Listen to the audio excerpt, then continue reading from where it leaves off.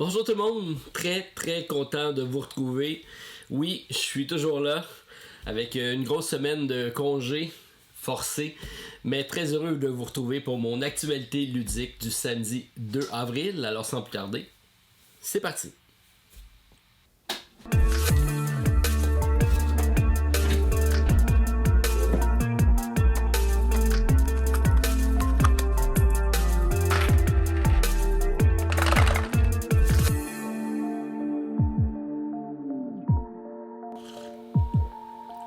Bonjour tout le monde.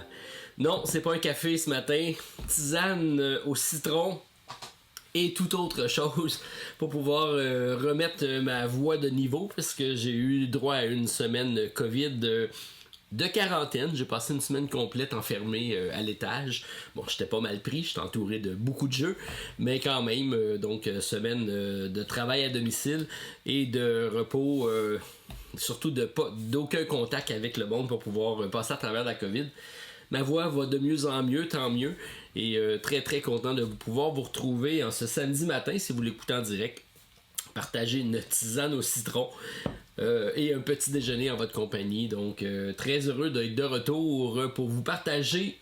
Ça sera pas mes réceptions, puisque comme j'ai été confiné tout ce temps-là, j'ai pas reçu aucun colis. J'ai beaucoup de choses qui sont arrivées au bureau, mais j'ai pas pu aller les chercher. Alors, je vais plutôt vous parler de mes expériences ludiques de cette semaine. J'ai eu la chance de sortir plusieurs jeux qui me permettent de découvrir et redécouvrir certains jeux. Donc, on va partager ça au courant de cet épisode-ci. Ça sera un épisode un peu court, mais c'était surtout pour vous remercier d'avoir de tout le support que vous m'avez donné et pour pouvoir donc renouer avec vous en ce samedi matin. Alors, on regarde ce que j'ai sorti au courant de la semaine au niveau des jeux de société. Alors, j'en ai parlé brièvement dans le podcast. J'ai dit que j'avais fait une expérience. Donc, le premier jeu que j'ai sorti, c'est Cartographeur. Donc, j'avais pas joué, ça fait longtemps. Et je sais qu'il y avait des nouvelles maps qui étaient sorties pour pouvoir donc refaire l'expérience de jeu.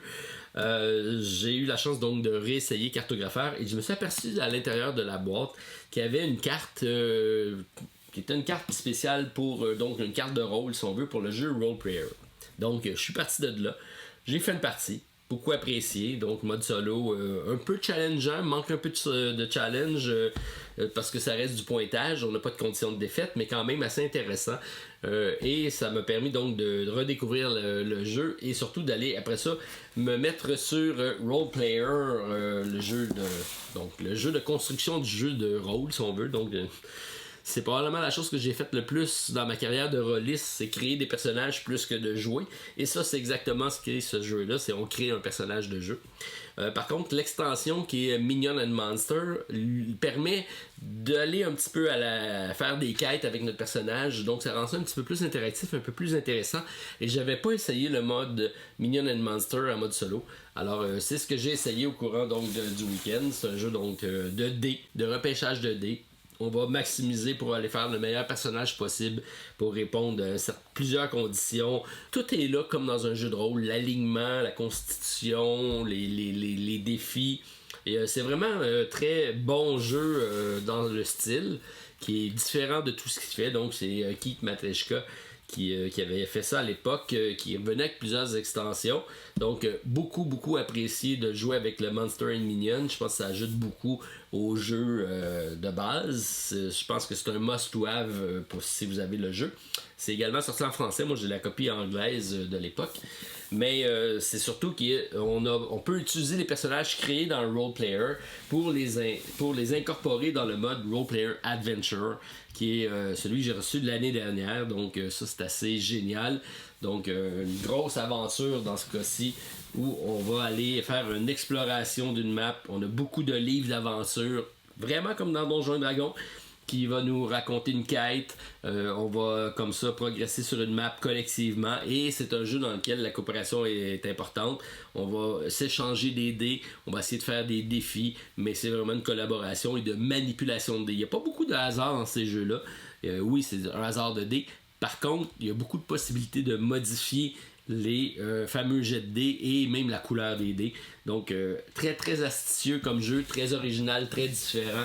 Donc Role Player Adventure, avec Roleplayer, Monster and Minion et cartographeur. Bref, expérience de jeu complète pour découvrir l'univers de Roleplayer. Beaucoup apprécié. Si vous ne connaissez pas, allez jeter un coup d'œil là-dessus. Ça vaut vraiment la peine.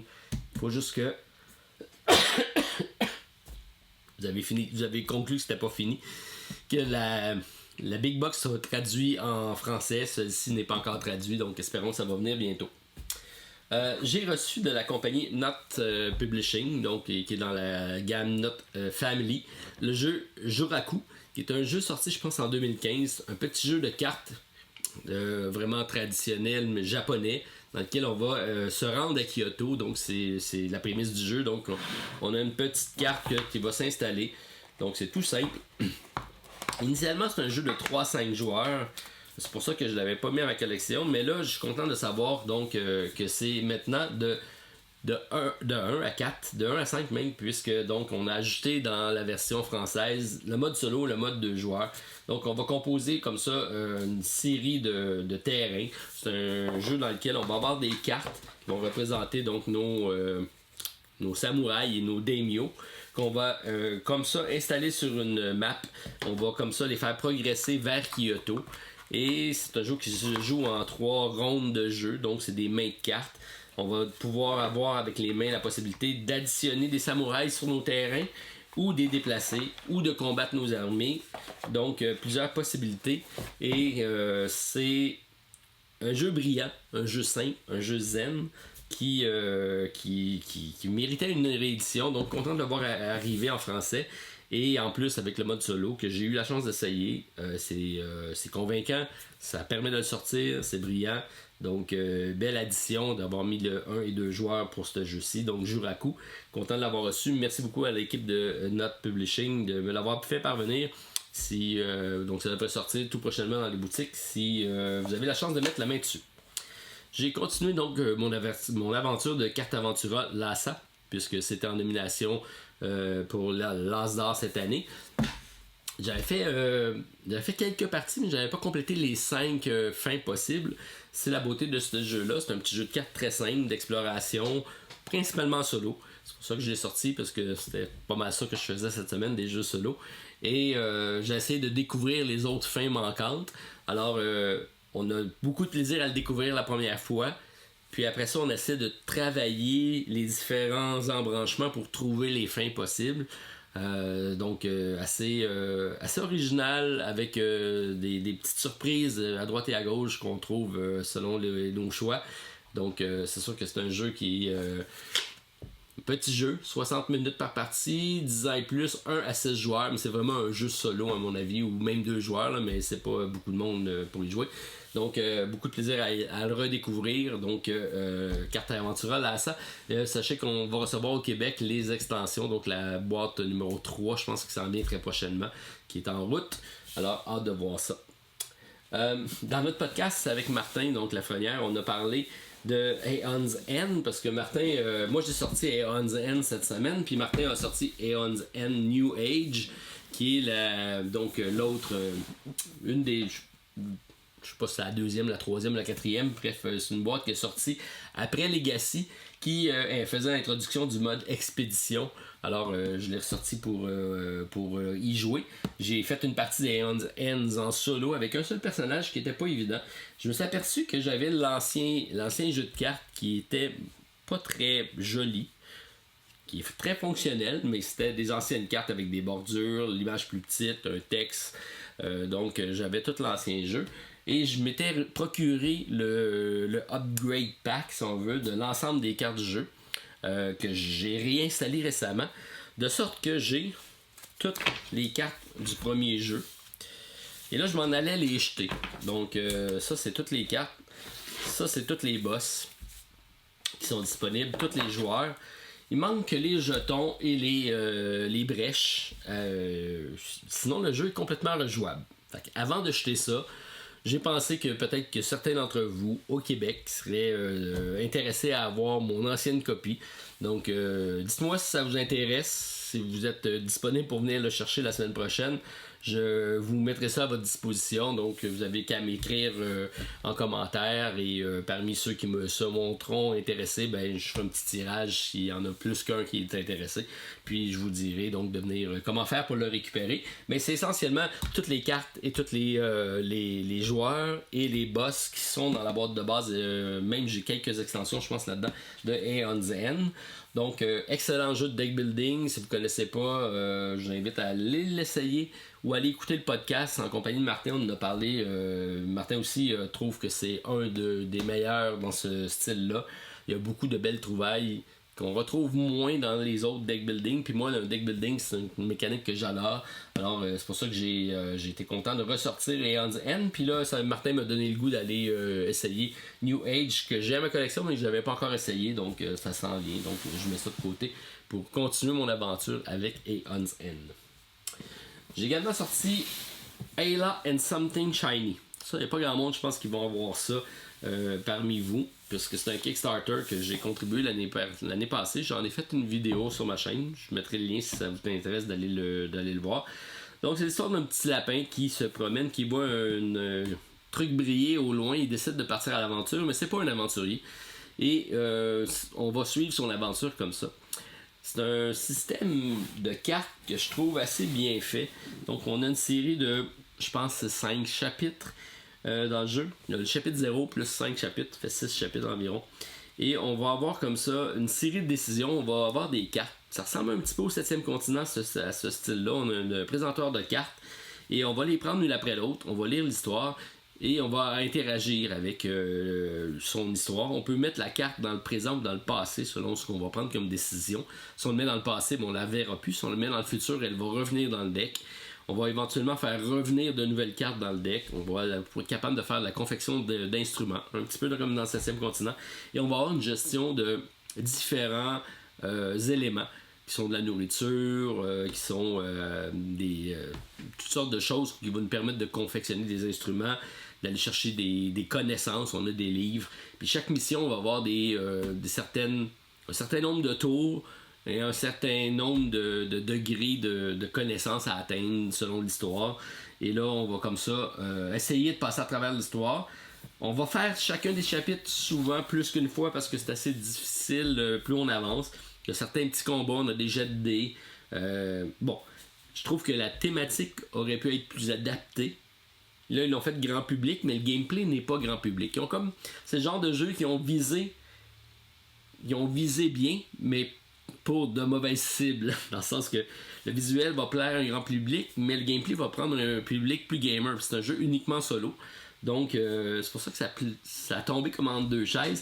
Mais je pense qu'il y a matière à avoir de quoi d'intéressant au niveau du gameplay. Et donc, j'ai fait l'aventure 0, 1, 2, 3. Là, il me reste la 4 et la 5. Bref, bien apprécié mon expérience de jeu. Ayla Something Shiny. Si ça vous intéresse, allez voir le lien que j'ai fait. Donc, durant la campagne Kickstarter, j'en ai parlé. Assez intéressant. Par contre, juste en anglais. C'est malheureusement le cas présentement. J'ai sorti, puisque le printemps arrive au Québec, printemps égale baseball ici en Amérique du Nord. Nous, on a perdu notre club, mais ça fait partie de mon enfance. Alors, je me suis sorti le jeu pour faire une série. Donc, j'avais pas essayé le mode campagne. Donc, dans Baseball Highlight, on a un jeu de cartes dans lequel on va... c'est un jeu essentiellement 2 joueurs. Ça se joue à plus que 2. Là, je pense que c'est de 1 à 4 joueurs de mémoire. 1 à 4, 45 à 60 minutes, 10 ans et plus. On a donc une série de cartes et on va les jouer successivement. Donc, c'est genre, je te joue ça, tu me joues ça, je te joue ça, tu me joues ça. Donc, c'est une partie de ping-pong dans laquelle on lance des balles, on essaye de faire en sorte que notre adversaire ne réussisse pas à la frapper ou on va attraper ses coups ses hits, donc ses coups de bâton. Et à l'inverse, on va essayer de faire des hits sans que lui nous fasse qui nous empêche donc de marquer des points. Fait qu'on s'échange ça comme ça. C'est des parties très très courtes et on en fait 3 de suite et ça représente un match. Et on le fait comme ça. Normalement, le mode solo, c'est juste une série de parties successives comme ça. Dans le mode campagne qui est disponible sur BGG, ça permet d'en faire une série. Donc on fait, je pense, 8 je pense 8 ou 10 parties contre, on est 4 à compétitionner, donc on a une équipe. On va composer notre équipe et c'est ce que je trouve intéressant du jeu, c'est qu'on va, à chaque partie, on va aller recruter des nouvelles recrues qu'on va additionner à notre équipe. Comme ça, on va renforcer notre équipe tout au long de la saison. À la fin de la saison, les 2 premières positions sur 4 vont s'affronter pour la finale et le gagnant de la finale va affronter un club de All-Star. Donc, c'est bien pensé, ça fonctionne super bien. Ça se fait en une dizaine de parties. J'ai fait ça en 2 soirs. C'est beau. C'est juste que c'est un jeu qui date. Le visuel est pas très beau. C'est des cartes très génériques. Mais le système de jeu fonctionne très bien. Donc ils l'ont mis dans le monde futuriste parce que j'imagine qu'il n'y avait pas les droits pour la ligue de baseball. Mais c'est ça. Donc on a des joueurs normaux, des joueurs qui sont cyborgs et des joueurs qui sont des robots. Donc toutes sortes de façons d'interagir avec ça. C'est très futuriste, mais c'est très bien réussi. Donc, content d'avoir ressorti Baseball Highlight 2045. Et dans le podcast avec Martin, je lui ai posé c'est quoi. Je trouve que j'ai pas beaucoup de jeux de sport dans ma collection. Et je cherche des bons jeux de sport d'équipe. Il y a des jeux de Formule 1, j'ai ça avec Formule D. Des jeux de cyclistes avec Flamme Rouge, des trucs comme ça. Ça, c'est quand on a juste un personnage à contrôler, ça va bien, mais des jeux où on a une équipe au complet, il n'y en a pas des tonnes qui fonctionnent super bien. Donc, j'invite à partager si vous en connaissez. Je cherche ça présentement. Je suis dans ma phase sportive. Faut croire que c'est parce que je peux pas sortir et je peux pas bouger. Ça doit être ça. Alors, Darkest Doom, c'est un des projets que je vous ai présenté sur Kickstarter. Une grosse boîte avec beaucoup de tape à l'œil, grosse figurine, un plateau assez chargé. Vous avez vu la vidéo. C'est un gameplay intéressant. Ça m'a pris 3 soirs de 3 heures. Ça, c'était avant que j'aille ma COVID. Sinon, j'aurais eu le cerveau en brume pour passer à travers ça. C'était un costaud. Mais finalement, j'ai réussi à comprendre comment tout ça fonctionnait. Et je pense que je vous l'ai vulgarisé suffisamment pour être capable de bien comprendre. Donc, c'est un projet qui est en financement présentement. Et c'est donc assez différent de ce que j'ai dans ma collection. Je dois dire que j'ai bien aimé mon expérience. J'ai pas eu la chance par contre de le tester à plusieurs. Les jeux en solo. Donc j'ai fait 2 parties en solo complètes. Et j'ai aimé ça, mais j'aimerais ça voir comment ça roule à plusieurs. C'est malheureusement COVID oblige, j'ai pas réussi à jouer avec Stéphane, mais c'était dans mes plans de sortir ça et de faire une partie avec mon ami Stéphane. Donc partie remise, Darkest Doom. Si ça vous intéresse, allez jeter un coup d'œil. Je mettrai en lien donc la vidéo pour assister. J'ai mis ça de côté ici juste pour vous dire que Horlog est sorti la semaine dernière, donc c'est arrivé au Québec, c'est sûrement arrivé en France aussi. Donc on en a fait une fin de semaine thématique viking avec des gens déguisés et tout ça dans nos pubs. Juste pour le happening, j'ai trouvé ça intéressant. Donc c'était donc notre fin de semaine Horlog et viking dans nos pubs. Bien aimé voir tout le monde déguisé. Donc si vous avez eu la chance de participer, partagez-moi vos photos, vos déguisements. Je serais curieux de voir qu'est-ce que ça a donné de votre côté. Age of Rome, c'est une vidéo que j'ai complétée cette semaine. Au moment que je poste ça, ma vidéo est prête, mais je veux pas toutes les mettre en même temps, donc je sais pas si ça va arriver avant ou après, mais vous allez avoir ça arriver très très prochainement. Donc c'est une campagne Kickstarter qui vient d'arriver, donc Age of Rome Ad Gloriam de la compagnie Titotum, que je connais pas du tout. Je pense que c'est leur premier projet. Donc beau prototype, belle mécanique, originale, somme toute très grand public, c'est pas hyper complexe, c'est un genre de getaway. C'est pas pour des introductions, mais c'est pas pour des gros gamers, mais il y a suffisamment de stratégie derrière ce jeu-là qui va faire en sorte qu'il va plaire à beaucoup de monde. Donc j'invite à aller jeter un coup d'œil à la vidéo si vous le connaissez pas. C'est présentement disponible donc en socio-financement sur Kickstarter et c'est un bon projet pour somme toute. Donc content de l'avoir reçu, content de vous le présenter. Vous me direz ce que vous en pensez avec Age of Rome. C'est présentement sur Kickstarter. Prochain Kickstarter que je vais avoir à vous présenter, c'est de la compagnie Vine Rider Game, qu'on connaît bien, qui a fait d'excellents jeux, dont Hostage Negotiator et Final Goal récemment. Et c'est en collaboration en français, donc c'est une des premières fois qu'il peut traduire en français, et c'est par Lucky Duck Games. Donc c'est The Dark Quarter. C'est un jeu dans la Nouvelle-Orléans, fantasy, début du siècle. Non, pas début du siècle, je pense que c'est dans les années 80. Et c'est assez... c'est un jeu d'enquête, fantasy, dark. J'ai hâte de voir comment ça se déroule tout ça. Donc c'est un Kickstarter qui s'en vient très prochainement. C'est le prototype que j'ai ici. Ça se joue également avec une application. On connaît très bien Lucky Duck pour ça. Donc j'ai hâte de voir comment tout ça va tourner. Donc c'est ma prochaine vidéo que je vais vous présenter. Donc sachez que c'est pour très bientôt. Puis donc visuellement en tout cas il est très réussi. À savoir comment va le gameplay. Mais c'est quelque chose qui m'intéresse pas mal avec The Dark Quarter. J'ai ramassé avant de partir du bureau un petit jeu qui m'intéressait, que peut-être pour faire une partie en duel contre Stéphane. Donc éteint. C'est de Two Against the World, donc 2 contre le monde. C'est un jeu de WizKid. De plus en plus ils font des jeux intéressants. Alors c'est un 2 à 8 joueurs, 45 minutes. Et c'est un jeu avec beaucoup de cartes dans lequel donc on va avoir un peu de deck building, un peu de contrôle, un peu de confrontation. Généralement, ça se joue en équipe. Donc, c'est du 2 contre 2 contre 2 ou du 2 joueurs, 2 contre 2. Donc, c'est pour ça que je me disais peut-être que ça pourrait être un bon gameplay pour vérifier avec Stéphane. C'est son genre de jeu, je sais. Alors, j'ai mis ça de côté pour pouvoir le tester et voir si j'ajoute ça comme challenge pour mon ami Stéphane. Alors, grosso modo, c'est ce que j'ai fait durant ma semaine, à part me reposer, boire des tisanes, puis travailler. J'ai quand même travaillé, c'est la beauté du télétravail maintenant. C'est ce qu'on peut faire à distance. Alors, j'ai hâte de voir ce que vous avez fait comme découverte ludique au courant de votre semaine. Vous me partagerez ça en commentaire. Et avant de compléter, je vais y aller avec un TTMC pour ceux qui aiment faire des questionnaires. Cette semaine, j'y vais avec un feel good movie. Donc, je file comme ça. Donc, un film qui fait du bien. Parce que c'est une des autres choses qu'on peut faire quand on est en arrêt de travail, c'est d'écouter du Netflix et des films. Je n'ai pas fait tant que ça, mais je sais qu'il y en a plusieurs qui font ça. Alors, j'y vais avec un film que moi j'aime bien. On parle de Tu te mets combien en Forrest Gump.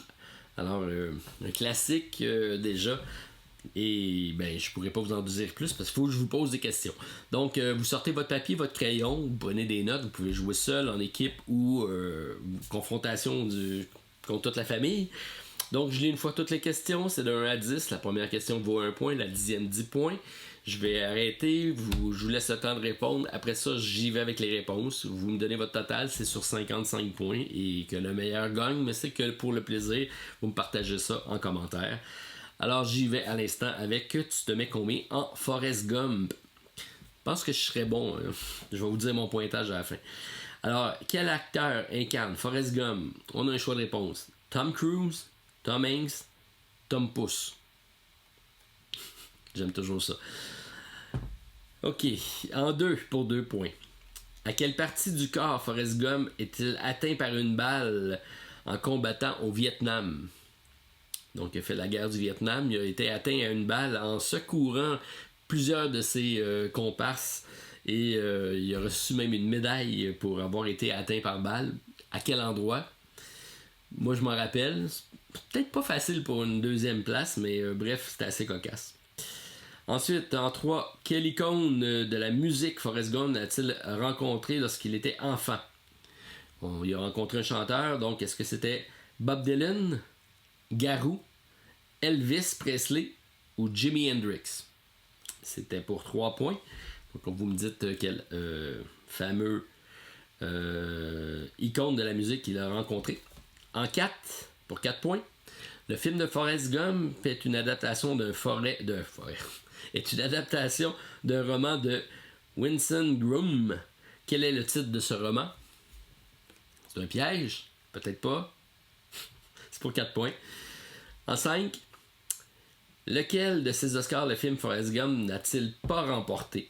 Alors je donne une série d'Oscars. Meilleur film, meilleur acteur pour Tom Hanks, meilleur scénario adapté, Meilleur acteur de second rôle pour Gary Sinise. C'était la question donc pour 5 points. Lequel de ces Oscars n'a-t-il pas remporté entre meilleur film, meilleur acteur, meilleur scénario ou meilleur second rôle? En 6 pour 6 points, à 2 ans près, quelle est l'année de sortie du film en salle de Forrest Gump? On cherche l'année de sortie du film pour 6 points. En 7, comment se nomme le fils de Forrest Gump? Il y a eu un fils dans le film. Alors on cherche le nom du fils pour 7 points. En 8, lequel de ces acteurs n'a pas été approché dans le rôle de Forrest Gump? Donc on a fait plusieurs tentatives d'audition. Et lequel n'a pas auditionné pour le rôle de Forrest Gump? John Travolta, Kevin Spacey, Bill Murray, Chevy Chase. Alors on cherche quelqu'un qui n'a pas été auditionné pour le rôle de Forrest Gump entre John Travolta, Kevin Spacey, Bill Murray, Chevy Chase. Intéressant. En 9, en serrant la main du président John F. Kennedy, qu'est-ce que Forrest Gump lui dit? Il est toujours très bien déplacé. Alors, il rencontre le président, donc John F. Kennedy, il lui serre la main et il dit, on sait ce qu'on cherche pour 9 points. Et en 10, qui a composé la trame sonore originale du film Forrest Gump? C'est pour vraiment les fins connaisseurs. J'en fais pas partie. Alors, je vous laisse le temps de répondre. Si vous n'êtes pas prêt, vous appuyez sur pause. Prenez le temps de répondre. Sans aller voir sur Wikipédia, par contre. Vous revenez, je lis les réponses et vous prenez note de vos pointages. Alors, on y va pour la question 1. Quel acteur incarne Forrest Gump? Tom Cruise, Tom Hanks ou Tom Pouce? C'est pas Tom Pouce, c'est Tom Hanks, évidemment, pour 1 point. À quelle partie du corps Forrest Gump a-t-il atteint par balle en combattant au Vietnam? C'est dans la fesse. Donc, c'est le fait cocasse. C'est là qu'il a été atteint par balle. En 3, quelle icône de la musique Forrest Gump a-t-il rencontré lorsqu'il était enfant? C'est Elvis Presley. En 4, Forrest Gump est une adaptation d'un roman de Winston Groom. Quel est le titre du livre? C'est Forrest Gump. C'était pas plus compliqué que ça. Donc, c'était pour 4 points. En 5, lequel des Oscars de film Forrest Gump n'a-t-il pas remporté? Entre meilleur film, meilleur acteur, meilleur scénario et meilleur acteur de second rôle, c'est meilleur acteur de second rôle. C'était pas quelque chose qui a remporté. En 6, à 2 ans près, l'année de sortie du film en salle de Forrest Gump, c'était en 1994. J'étais né, je vous confirme. Je l'ai vu en salle. Ok, comment se nomme le film Forrest Gump? Non. Comment se nomme le fils de Forrest Gump? Parce que le film, c'est assez facile. Le fils de Forrest Gump se nomme Forrest Gump Jr. Junior, je le prends également. Alors, c'est pour 7 points. Lequel de ces acteurs n'a-t-il pas été approché dans le rôle de Forrest Gump? Ça, je ne savais pas, je trouve ça intéressant. John Travolta, Kevin Spacey, Bill Murray et Chevy Chase. Alors, tous les choix se respectent. Et c'est le rôle c'est l'acteur qui n'a pas été auditionné. C'est Kevin Spacey, pour 8 points. Quoique c'est logique. En 9, en serrant la main du président John F. Kennedy, qu'est-ce que Forrest Gump lui a dit? Le plus sérieusement du monde. J'ai envie de pisser. Je sais pas si ça a été traduit textuellement comme ça en français de France, mais tout ce qui s'en approche, c'est bon. Donc j'ai envie de pisser. 9 pour 9 points. Et en 10, qui a composé la trame sonore originale du film? Mais ça, j'en ai aucune espèce d'idée. Alan Silvestri. Bonne chance. C'était pour 55 points. C'est le TTMC. Tu te mets combien? En Forrest Gump, un feel-good movie que j'aime bien. Alors, c'était ce qui complète ma vidéo de cette semaine, donc de ce samedi. Content de vous avoir retrouvé. Content de pouvoir déjeuner en votre compagnie. Et on se revoit demain pour une autre vidéo. On va voir qu'est-ce que c'est. Alors, merci. Je vous lis, je vous réponds. On se revoit prochainement. Bye tout le monde. À la prochaine.